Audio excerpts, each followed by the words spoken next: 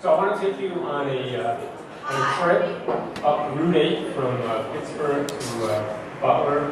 And there's a lot of retail architecture there. It's like the whole span of 20th century retail architecture. And I think they sell diamonds here. I'm not sure. In the rough. In the rough, yes. Okay, this, I love this. I think the barn's a nice touch. A little hang on. And what really intrigues me about all the architecture on Route 8 is the history. Like, what was this building originally, and how did it evolve? You know, a little addition here, a little addition there, and you get this.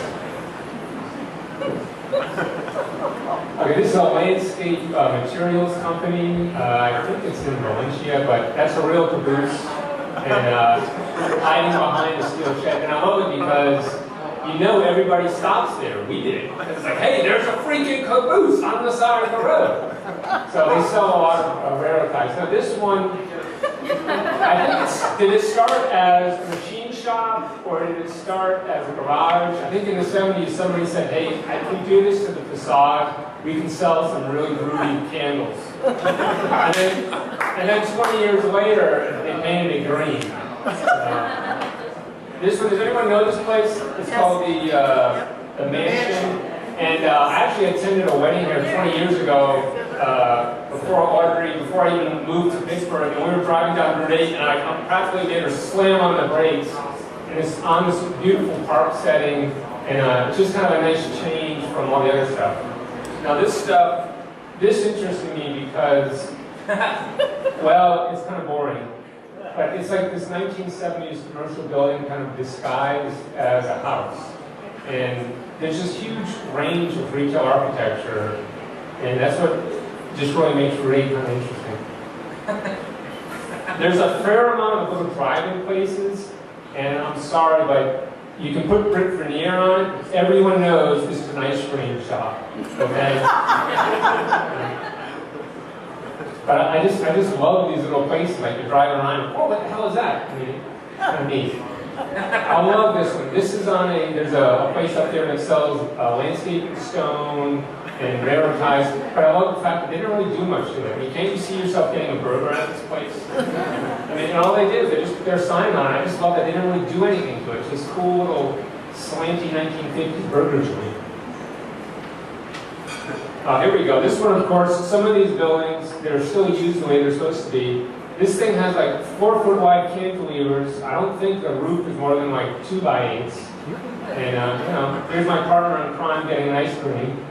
I love the sign too, the Dairy Queen. Out of the way, it's just kind of puts a neon there.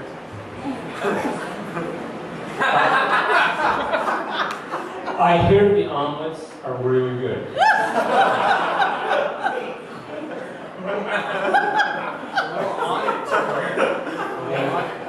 I can't say anything about this one.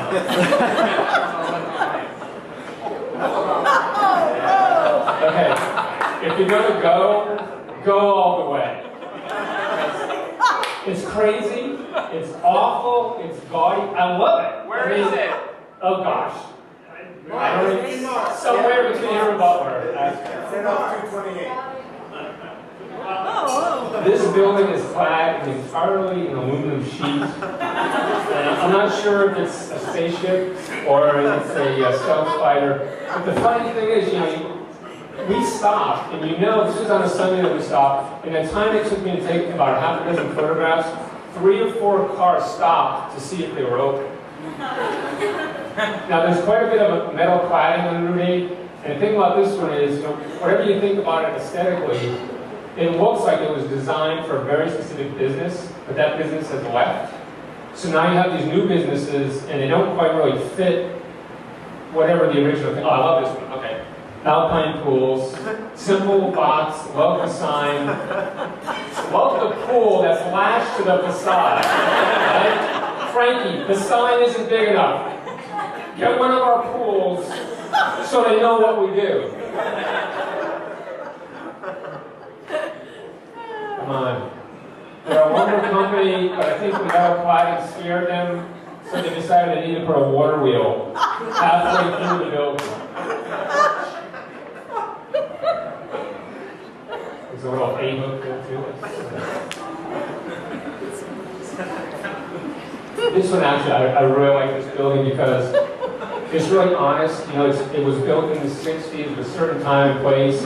And what I like about it is it's largely unaltered. You know, I love the metal cladding and the sign and the fact that the door color matches the sign. And I'm not being ironic or anything. I really like this just because they haven't done anything to it.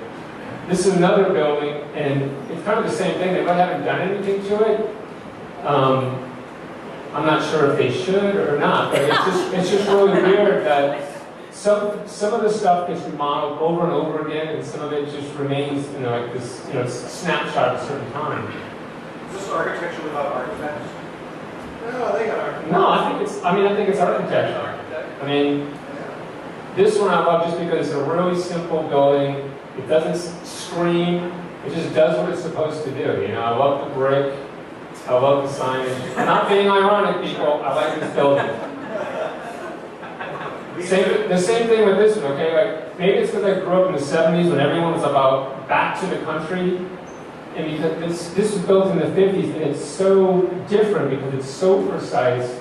It does a really lovely job. This photo doesn't really capture it. I mean, you've got offices on one side, you've got a hyphen, and then you have a production facility. Oh, I'm almost out of time. Love this. This is a church, St. Thomas Church in Fields, designed by John Pecha from Carnegie Mellon. It was built in 1958. This is a little gem up on a hill. It's simple, it's honest, and it's filled with light. It's the way churches should be.